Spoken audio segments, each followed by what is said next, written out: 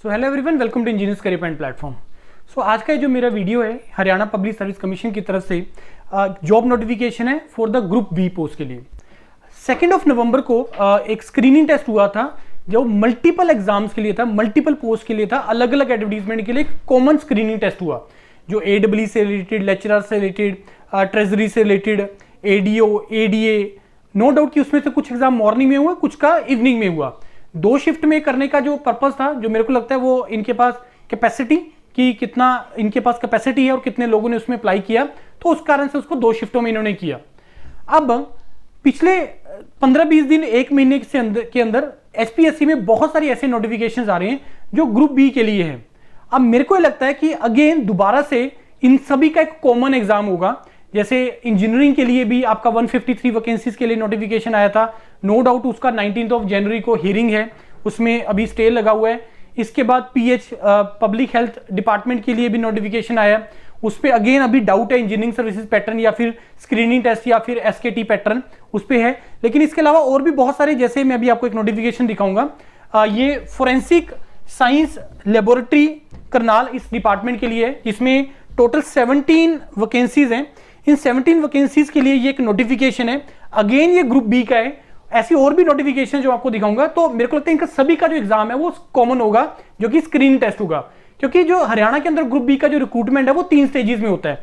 सबसे पहले आपका स्क्रीनिंग टेस्ट होगा, उसके बाद आपका सब्जेक्ट नॉलेज टेस्ट होगा, तीसरे नंबर पे आप लोगों का पर्सनैलिटी टेस्ट होगा।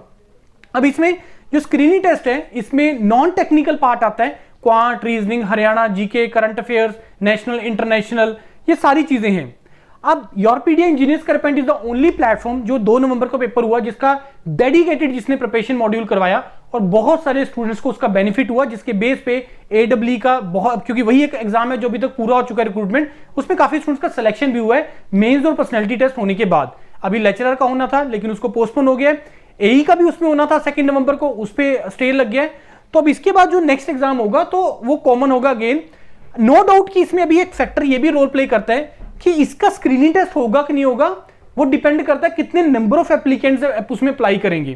क्योंकि स्क्रीनिंग टेस्ट सभी लोग देते हैं जो अप्लाई करते हैं, फिर उसके बाद SKT होता है, वो नंबर ऑफ वैकेंसीज का मल्टीप्लाई बाय 4 होता है, वो देते हैं, फिर 2 टाइम्स जाते हैं आपका पर्सनैलिटी टेस्ट इंटरव्यू के लिए। 17 वैकेंसीज है तो सफिशिएंट फॉर्म्स इनको मिल जाएंगे, जिसका इनको स्क्रीनिंग टेस्ट करवाना ही पड़ेगा। तो अगर स्क्रीन टेस्ट करवाते हैं तो engineers career point Yourpedia is the platform जिसके साथ आप लोग इसका तैयारी कर सकते हैं।